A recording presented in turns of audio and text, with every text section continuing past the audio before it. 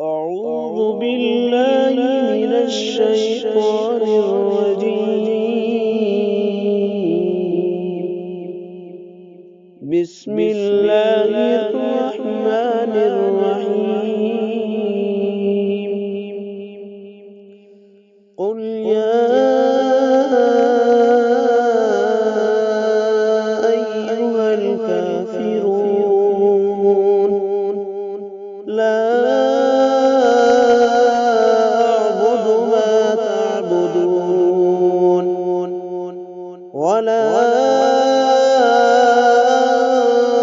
أنتم عابدون ما أعبد ولا أنا عابد ما عبدتم ولا أنتم عابدون ما أعبد لكم دينكم ولي دين. صدق الله العظيم.